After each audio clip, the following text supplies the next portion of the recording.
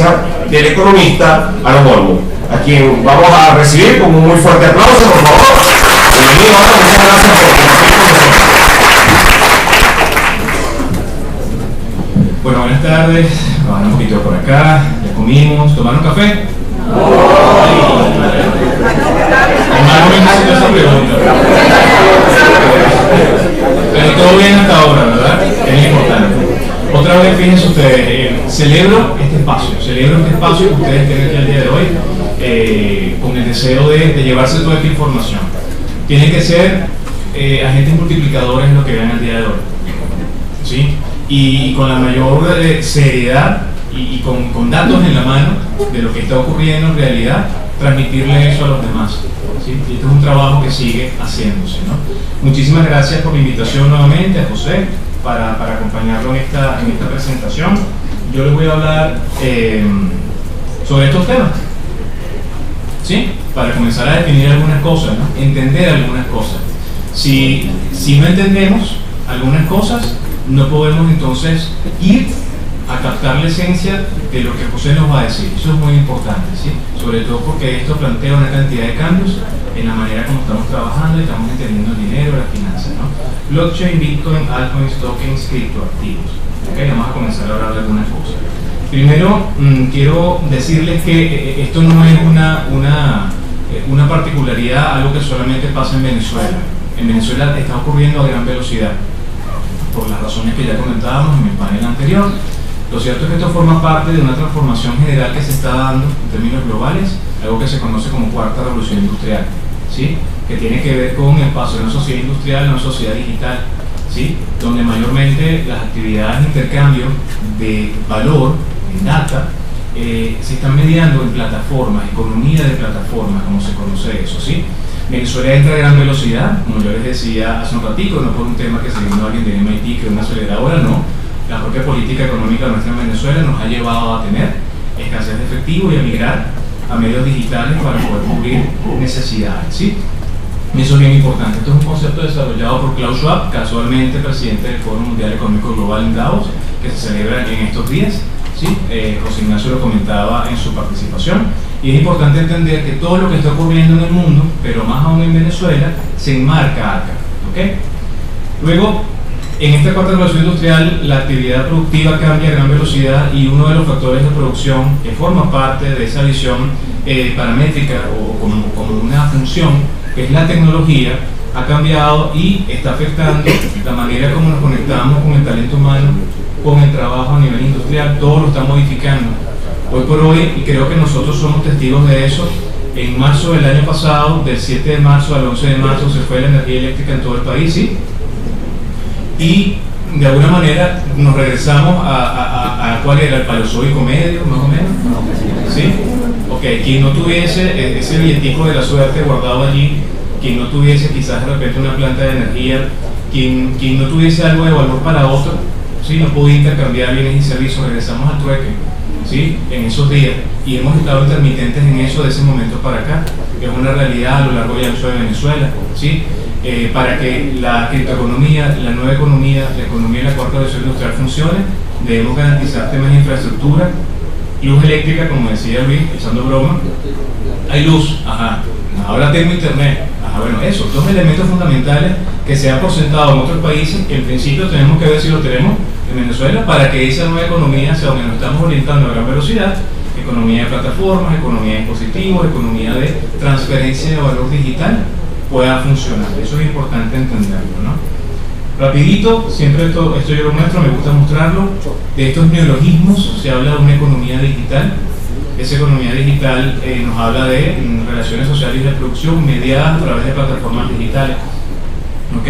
Y lo interesante de esto es que dentro de todos esos pilares, uno de los pilares fundamentales de esta nueva economía es la blockchain, es el Bitcoin, son las altcoins, son los stablecoins y son los tokens, ¿okay? Que fungen como medios transaccionales en varias economías de los países. Otra vez en Venezuela, quizás con mayor difusión en algunos lugares, en algunos rincones, pero está ocurriendo.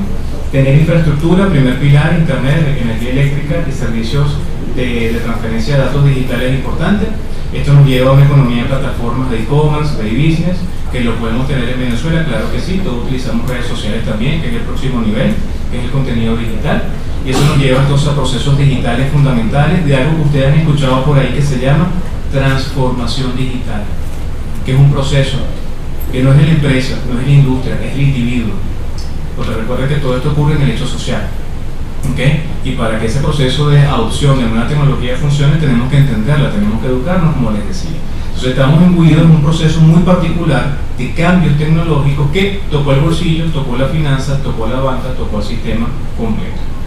Eso nos lleva a entender esto, rápidamente lo coloco, o el muñeca matrushka, dentro de algo que conocemos como economía digital, que ya definimos. Hay elementos distintivos que es internet y data, ¿sí? Datos digitales. Pero detrás de esa economía digital hay algo nuevo que se llama economía blockchain. Porque resulta que quizás ponemos foco en la criptomoneda, pero donde tenemos que poner foco en los protocolos de transferencia de datos, que es la cadena de bloques. Y usted, si conoce la estructura, las herramientas para crear una cadena de bloques, usted puede crear en ella lo que usted desee, desde el punto de vista de la digitalización de la realidad, para la empresa, para las personas. Usted puede crear un sistema administrativo en blockchain. Usted puede resguardar los datos de sus egresados a su universidad en blockchain. Usted puede tener un periódico, como me decía José ahorita, en una blockchain. Hay redes sociales montadas en blockchain, Steemit es una. ¿Sí? Y lo interesante es que esto de alguna manera garantiza muchas cosas. Confianza, transparencia, seguridad. Sobre todo confianza. Porque el factor humano, de alguna manera, a nivel de la validación de esa data que se transfiere, que puede ser o no dinero, porque esto es lo importante dentro de las blockchain, que es el vehículo a través del cual se transfieren los datos. Esos datos pueden representar dinero o no, puede ser un video, puede ser una imagen, puede ser un sonido, pero lo importante es que para ustedes representa valor, y no tanto valor mercantil, sino valor desde el punto de vista de la cobertura de alguna necesidad con ese elemento digital que está ahí. Esos son los principales conceptos que comenzamos a entender, que han empezado a cambiar un poquito. ¿Sí? Precio, costo, gasto, valor, son herramientas que quizás, conceptos que utilizamos como sinónimos, pero sabemos que no lo son. Y hoy por hoy definir esto correctamente desde el punto de vista de la creación de una norma es fundamental, porque si yo no entiendo la semántica de cada uno de estos elementos en el contexto económico, contable y financiero, quizás me están hablando algo distinto, lo que decía Luis hace rato. Ustedes entienden esto de esta manera, pero ustedes comprenden esto de esta manera, un poco para validar. Porque un cuerpo colegiado, acostumbrado, desarrollado académicamente para entender algo de una forma, quizás cuando establece comunicación con otro cuerpo colegiado o con otro ente, están hablando el mismo concepto pero lo entendemos diferente. Precisamente por eso es que las definiciones son tan importantes. ¿Okay? Dentro de esa economía blockchain, el consenso es fundamental, el ponerse de acuerdo. Pero las personas se ponen de acuerdo porque hay una matemática, un algoritmo, unos procesos automatizados que lo hacen por nosotros. Y ese consenso nos hace crear una data que nunca cambia, inmutable, que queda copiada históricamente, que es uno de los grandes valores que tiene la blockchain.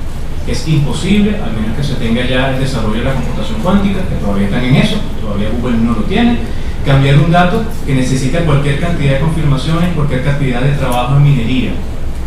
Porque la minería no es solamente para validar operaciones de intercambio de dinero, es para validar cualquier intercambio de data digital en un ecosistema creado tal. Dentro de esa economía blockchain, entonces ahí aparece la criptoeconomía que les decía hace un rato. Y esa criptoeconomía tiene pilares fundamentales: Bitcoin, altcoins, stablecoins, tokenización, smart contracts y data. Todos esos elementos son datos digitales. Pero además ha permitido en estos 11 años de historia de Bitcoin y la blockchain la creación de productos para bancarios y para financieros. Es decir, hemos comenzado a utilizar datos digitales que fueron creados para un sentido muy particular como elementos que suponen o representan valor mercantil o valor de inversión. Entonces cuidado con esto porque tenemos que otra vez sentarnos a redefinir correctamente qué es. ¿Okay? El elemento común, como ustedes lo pueden ver, anidado allí, la data. La data está presente en los tres elementos: en la economía digital, en la economía blockchain y en la criptoeconomía. La data es el nuevo valor. ¿Qué es la blockchain? La blockchain, según Andrés Antonopoulos, que es un experto en estas cosas, él lo define como un libro o mayor contable abierto distribuido, básicamente es una gran hoja de cálculo distribuida en nodos. Los nodos son computadoras muy específicas que están diseñadas para algo muy particular, que lo hacen muy pero muy bien, que es generar cálculos, y esos cálculos son pruebas de trabajo en el caso del Bitcoin, ¿sí? Aunque hay otra forma de generar validación, pero en principio estas computadoras con estas características, estos dispositivos con estas características muy particulares, guardan una copia de una colección de operaciones de intercambio que se están dando entre personas que no se conocen globalmente, pero que sí comparten la necesidad de transferir ese valor digital, ¿ok? Esa cadena de bloques, en el caso del Bitcoin, un bloque de datos tiene un peso de 1 megabyte y dentro de ese bloque pueden caber hasta 2200 operaciones, en el entendido que pesan kilobytes, ¿sí? Y cuando un bloque de eso se llena de información, están los nodos a nivel global que pelean por ese bloque de datos para poderlos validar. Lo interesante de esto es que bajo la lógica del trabajo original de Satoshi Nakamoto, quien unió todos estos elementos, ¿verdad? La banca tradicional, como les decía hace un rato, el banco central, desaparecen como el tercero confiable, ¿sí? Ahora los terceros confiables son los mineros que hacen las veces de validar las operaciones de esa data de intercambio, ¿okay? Por eso la importancia de la minería para generar transparencia y velocidad en estas operaciones que se están dando a nivel general. Entonces, esta blockchain, que es un libro mayor contable abierto y distribuido, almacena una lista de operaciones de intercambio de data entre nodos de una red P2P. Y fíjense que no se dice dinero, se habla de datos que representan dinero o representan lo que usted quiere que represente. Porque resulta que hay un creador, un maker, hay alguien que toma la decisión de crear esa blockchain y crea un subproducto, que puede ser un Bitcoin, puede ser un Dash, puede ser una criptomoneda, puede ser un sistema administrativo, ¿sí? Digo, me lee el pensamiento. Vean, llegó el café, ¿no? Entonces, hay que entender que detrás de esta innovación, estos protocolos de transferencia de datos, hay un ecosistema, ¿sí? Y ese ecosistema debemos conocerlo, ¿ok? La idea original era que personas, conocidas o no, alrededor del mundo, pudiesen intercambiar data de manera segura, sin que necesariamente fuese indispensable que tú tuvieses la fidelidad de que el otro, de alguna manera, no va a hacer alguna actividad que trunque el hecho de que ese intercambio se pueda dar. O sea, se delega esta gran responsabilidad a los protocolos, al algoritmo, a la matemática que está detrás de esta gran plataforma que es la cadena de bloques. O sea, para nosotros poder interactuar con esto, entendido que esto ocurre en el hecho social, motivado por un hecho económico, que entonces mueve algo que utilizamos como una suerte de dinero digital, pero que no es moneda, porque no está representado por ningún banco central y no está representado por ningún Producto Interno Bruto, ¿sí? Pero que tiene un precio que representa en los mercados y que ese precio fluctúa. Entonces, el alcance metodológico que quizás podemos tener es que si se parece a un gato, es un gato. Pues no, porque no es ni un gato y no es un perro, es otra cosa. Y en esa necesidad de querer definir en función de lo que yo sé, comienzan los sesgos y las equivocaciones. Porque entonces, si yo soy abogado, veo eso desde el punto de vista del derecho y le pongo nombres y categorías de lo que yo conozco. Ah, pero soy economista, lo veo desde el punto de vista del economista, y si soy administrador igual, soy contador igual.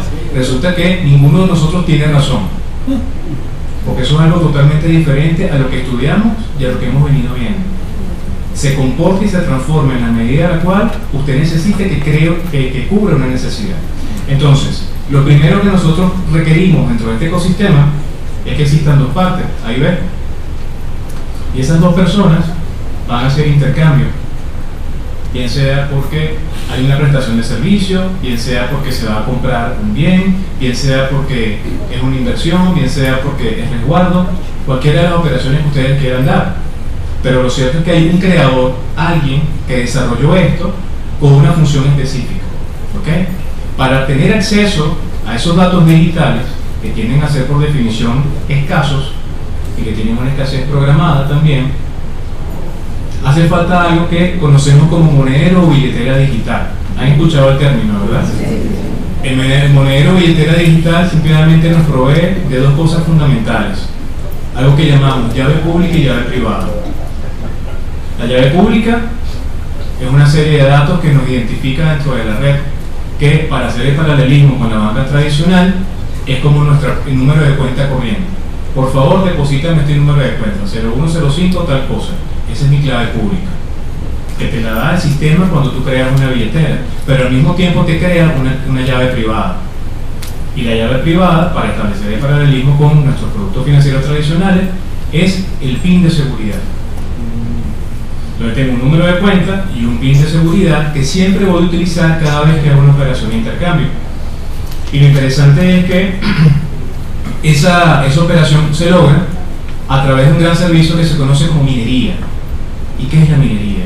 La minería es el trabajo, porque hay trabajo, aunque lo hagan unas máquinas, hay trabajo, hay consumo de energía, hay internet, hay dedicación en tiempo, hay un proyecto de ingeniería para poder colocar estas granjas o estos equipos, ¿sí? Eso es otra cosa que hay que ver más adelante, pero esta minería, el minero, cumple entonces las veces de banca tradicional, validando las operaciones de intercambio, lo que antes hacía la banca, que es preguntarle a un nodo central, este número de cuenta es del banco, esta persona tiene este dinero, sí, respuesta, aprobado el pago, tome su producto, llévese, débito, crédito. Eso ahora no lo hace el banco, eso ahora lo hacen un grupo de personas que alrededor del mundo invirtieron un dinero para tener estos equipos y 24/7, 365 los disponen con energía e internet constante para que esa red nunca se apague. Desde el 3 de enero del año 2009 a la fecha, la red de Bitcoin está encendida en el planeta. Y si en Venezuela se nos fue la luz del 7 de marzo al 11 de marzo y algunos nodos se llegaron a apagar, eso no quiere decir que la red de Bitcoin en el planeta se apagó, porque cada uno de esos nodos tiene la gran particularidad, los que son así, de tener una copia completa de esa blockchain, de esa cadena histórica de datos que te permite validar esas operaciones de intercambio, que es la forma de trabajar de forma distribuida, ¿sí? Desconcentrada, libre. Cualquier persona puede sumarse a esa red o puede quitarse de esa red en la medida en que lo desee. El trabajo de ese minero, que es esa imagen que vemos ahí, ese cubito rojo que está en el diagrama, ese cubito rojo es un bloque de información y lo que tenemos alrededor son unas suertes de hojas de cálculo donde están los datos, las órdenes de compra y de venta. Toda esa data calza dentro de ese cubito rojo y los mineros tienen que validarlo. Hay un proceso de competencia para que esos mineros puedan ganar ese bloque. Y lo interesante es que haciendo ese rol de banco tradicional, confirmando operaciones, ese minero se va a quedar con cada una de las comisiones que vienen con cada una de esas operaciones dentro de esa hoja de cálculo. Es decir, que si hay 2000 operaciones y hay 2000 comisiones, ese minero o grupo de mineros, porque también existen los pools de mineros, se quedan con esas comisiones. Ese es el primer incentivo que tiene un minero. Entendemos que hay un creador de una criptomoneda y entendemos que hay un minero que hace un trabajo. El otro gran trabajo que hace ese minero es que cuando valida las operaciones de intercambio y se queda en su billetera con esas comisiones por prestar este servicio, el algoritmo lo recompensa con una cantidad de criptomonedas de esa red en particular. Entonces tenemos la comisión y tenemos la recompensa del minero, que se miden en la propia criptomoneda que se está validando. Entonces es muy importante el hecho de entender que hay una labor allí, hay un trabajo allí, y que en principio esa segunda labor del minero, si la primera es como la del banco tradicional, la segunda es la del banco central. Porque la creación de nuevas monedas o la creación de nuevos valores digitales ocurre cuando se validan los bloques. Y si hacemos el paralelismo con nuestra legislación, el único ente autorizado para crear monedas son los bancos centrales. Así que de alguna manera el minero tiene dos funciones muy particulares: valida operaciones de intercambio y crea las nuevas monedas en un ecosistema con un horizonte finito de creación de monedas. En el caso de Bitcoin, 21 millones de piezas, divisibles entre millonésimas partes y cuatrillones de satoshis disponibles en el sistema. Y eso es importante entenderlo, porque le da una patada a la mesa a lo que nosotros conocemos como política monetaria tradicional de un banco central. Y no necesariamente podemos hablar de la fijación de un tipo de interés porque hay una oferta monetaria o una demanda monetaria. Esas cosas ahí no existen, ¿sí? Entonces, importante entender esto porque tenemos que replantearnos la teoría económica, ¿no? Luego de que estos mineros hacen esta labor y llega la confirmación a la parte A y la confirmación a la parte B y se hace el débito y el crédito en esa hoja, esa data queda almacenada históricamente en un bloque con un identificador único. Y si usted quiere ver si realmente la operación se dio, usted puede entrar en algo que se llama explorador de bloques. y con ese número identificador único usted va a ver su operación reflejada ahí. Lo interesante es que no va a aparecer ni su nombre, ni su número de cédula, ni su foto, sino una dirección de entre 16 a 24 caracteres alfanuméricos que lo identifica como la billetera digital desde donde salió hasta donde llegó la operación. Por eso es que Andreas Antonopoulos define la blockchain como un mayor contable, porque hay operaciones de intercambio con asiento dentro de la lógica que se maneja contable, pero a nivel digital, en términos de la ciencia de la computación, así lo entendieron ellos. Entonces tenemos que hacer la necesaria traducción de ese mundo a este mundo y tratar de entender de qué manera funciona. Ahora lo interesante es que si tenemos un creador de la cripto y tenemos unos mineros que validan criptomonedas, ahora alguien tiene las criptomonedas. Pasaron del punto A al punto B, entonces tenemos una tenencia, hay un tenedor, hay alguien que los posee. Y el hecho de que usted los tenga en una condición de mercado donde el precio está fluctuando, genera una fecha y un momento en el cual ocurrió la operación de intercambio, pero a partir de ese momento en adelante pueden ocurrir cualquier cantidad de cosas, porque usted dispone de esa criptomoneda y puede hacer con ella lo que usted desee. O la atesora, o la vende, o hace trading, usted es el que decide. Y eso lo puede hacer una persona natural, lo puede hacer una persona jurídica, o lo puede hacer un ente gubernamental. Los tres actores pueden ser tenedores de criptomonedas y en principio particulares tendrían que ser los creadores, pero en Venezuela tenemos un creador que es gubernamental y tenemos una criptomoneda que no es minable, que se terminó completa en el mismo momento que cerró el mercado. Los 100 millones de pesos fueron creados, entre comillas, como dice bien. Lo importante de esto es que esto nos lleva a una situación en la cual hay un ecosistema que tenemos que entender. Entonces hay billeteras, hay wallets, ¿verdad? Hay aparatos para minar, dependiendo del algoritmo que comprará el equipo que le haga falta. Hay plataformas de intercambio global como Local Bitcoins, que son P2P, que muchos de ustedes pueden tener alguna cuenta ahí y habrán comprado criptomonedas allí. Hay cajeros automáticos ahora para el intercambio de la criptomoneda, cajeros de una vía y de dos vías, para comprar y para vender cripto, inclusive sirven para hacer remesas. Generalmente los conocemos como ATM, pero en el ecosistema cripto se conoce como BTM, Bitcoin Transfer Machine, o CTM, Cryptocurrency Transfer Machine. O sea, hasta la jerga está cambiando el punto de vista del uso de la cripto. Sitios para ver precios en tiempo real, como CoinMarketCap, espacios para hacer trading como Binance, Bitfinex, que terminan siendo espacios para insuflar liquidez digital de esa cripto en un ecosistema que trata de parecerse a una bolsa de valores. Y lo interesante es que esto es OTC, esto no es regulado. Usted asume su riesgo. Porque una de las principales lógicas que está detrás del ecosistema blockchain y cripto es que usted es su propio banco, usted es su propio trader y usted es el responsable del destino y el uso de esa criptomoneda, que representan o no para usted mucho o poco valor. La escogencia de una billetera digital es fundamental por temas de seguridad y muchos factores, pero lo que yo quiero que ustedes entiendan es que parte del individuo en tomar la decisión de cambiar dinero fiduciario de Banco Central con un PIB detrás a algo que no es dinero fiduciario y que tiene un comportamiento de mercado muy particular. Entonces recordemos bien esto. Tenemos el maker, el creador de la cripto, ¿sí? Tenemos entonces el minero y tenemos al que tiene la criptomoneda, que la posee, ¿no? Esto nos lleva entonces a entender algunos conceptos. Bitcoin, que fue la primera criptomoneda. Todo lo que vino después de Bitcoin se conoce como altcoin, alternative coin, moneda alternativa al Bitcoin. Pero además de eso tenemos proyectos que nunca llegan a ser algo serio y se conocen como eso que está ahí. Tal cual. De hecho, en la Facultad de Ciencias del UCB, por el gran amigo profesor Antonio Rusoniero, yo sé de buena fuente que cuando él da clases, algunos muchachos que están tocando estos temas crean proyectos dentro del salón de clases y tienen una blockchain y crean una billetera, hacen todo eso. Solamente funciona ahí, porque es un experimento de clase. Eso puede salir del salón y convertirse en otra cosa. La pregunta es: ¿qué necesidad cubre? ¿Qué hecho social satisface? ¿Y qué necesidad tiene alguien de obtener eso a nivel de intercambio en un mercado? Los principales proyectos son así. Tenemos las stablecoins, entonces son criptomonedas que giran en torno a un dólar, ¿sí? O a una divisa, ¿verdad? Por la necesidad de combatir un poco la volatilidad que natural tienen esta cripto. Tenemos los tokens, y esto es muy importante porque un token es una ficha. Y el mejor ejemplo que se me viene a la mente ahorita es el del casino. Cuando usted va a un casino, usted lleva dinero fiduciario. Usted pasa por una caja y transforma eso en fichas que representan ese dinero que está ahí. Usted pasa a ese establecimiento, juega con esas fichas, gana y pierde fichas. Y cuando decide retirarse ganando o perdiendo, pasa las fichas al cajero y transforman eso en dinero fiduciario.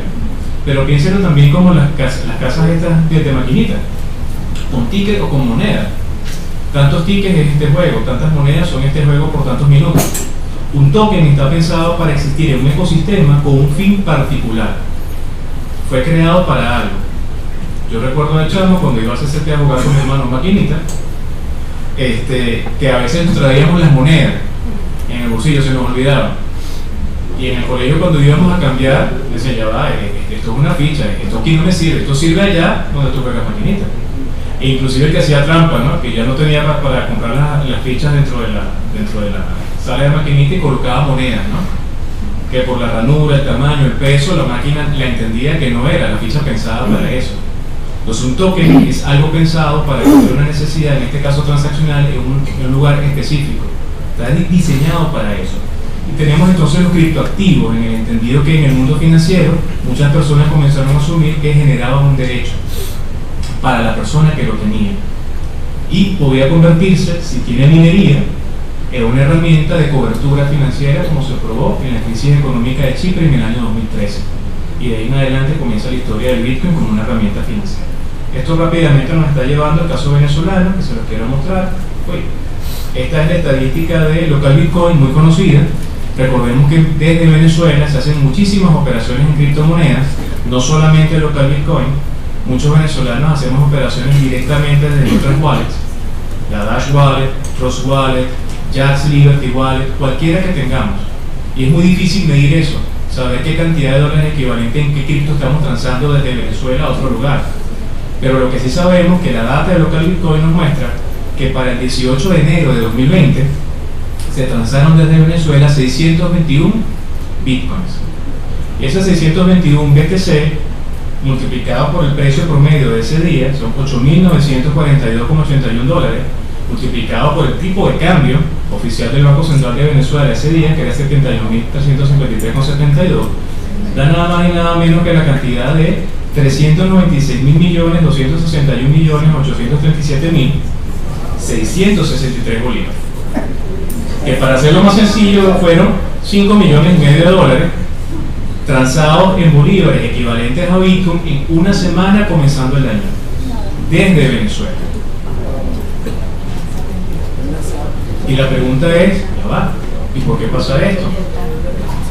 5 años de decaimiento del Producto Interno Bruto, hiperinflación, una cantidad de condiciones económicas que han hecho, como bien se dijo acá, que todos los venezolanos, un grupo de personas, comenzamos a entender esto, fuésemos directamente al tema cripto para tratar de entenderlo y ver cómo pudiésemos hacer cobertura o respaldar el valor del trabajo y la riqueza de mi país. Entonces se han convertido, para economías hiperinflacionarias, en una gran salida. Si bien tienen fluctuación, entonces aquí viene la otra parte, hay personas que se han convertido en expertos, analistas técnicos y de análisis fundamental para saber en qué momento entrar y salir y comprar y vender. Entonces muchos venezolanos de diferentes áreas de conocimiento se han visto obligados o deseosos de aprender de finanzas, porque quieren aprender esto. Lo interesante que está detrás de esta estadística es que nos muestra una sola criptomoneda en una sola semana, comenzando el mes, cuando venimos a una inflación anual de 7.000% y una puntual de diciembre de 33%, y no sabemos cuánto va a cerrar el mes de enero de 2020. Pero fíjense ustedes que si en volumen estamos bajando, en cantidad nominal representa muchísimo dinero. Hablar de transferir 5,5 millones de dólares en una semana solamente por Bitcoin y el local Bitcoin, sin tener la estadística de las otras plataformas, nos hace pensar y cuánto se habrá cambiado en esa semana en otras criptos. Eso ustedes la importancia de prestar atención al escenario cripto, la importancia de entender cómo los comercios y personas naturales están ya haciendo acto de comercio con estas actividades, ¿sí? Pasamos entonces al caso venezolano, ya para ir cerrando. No solamente es Bitcoin o Ether, ¿sí? Aquí hay cualquier cantidad de criptomonedas hechas en Venezuela. Se las presento rapidito para que las tengan como referencia. Chococoin, Bolívar Coin, Arepa Coin, Onis Coin, LKR Coin, Real Coin, Perla Coin, Dikex Coin, Wolf Clover Coin, Vehiculum, Unip Coin, Bolívar X, Andes Coin, la moneda de mi ancestro, Bancoin, Bion, Taquión, Medaño, Cocuy Coin.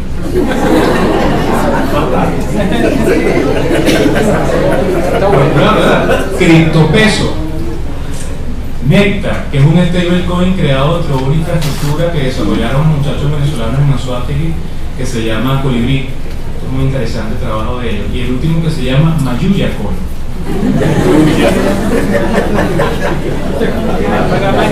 Todos estos proyectos, señores, son criptoactivos. Y la mayoría tienen mercados secundarios de personas que hacen actos de comercio utilizando.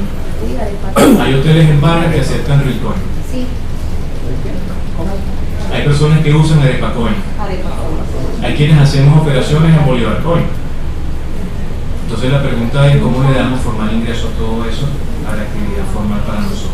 Tenemos un 2020 con esto enfrente: criptomonedas, dolarización, medios de pago alternativos y obligación de los medios de pago. Y un petro que está allí con unas características bien particulares. Y eso nos hace entonces la gran pregunta, y aquí le doy la palabra a José Hernández para que pida un aplauso. ¿Cuál va a ser el tratamiento del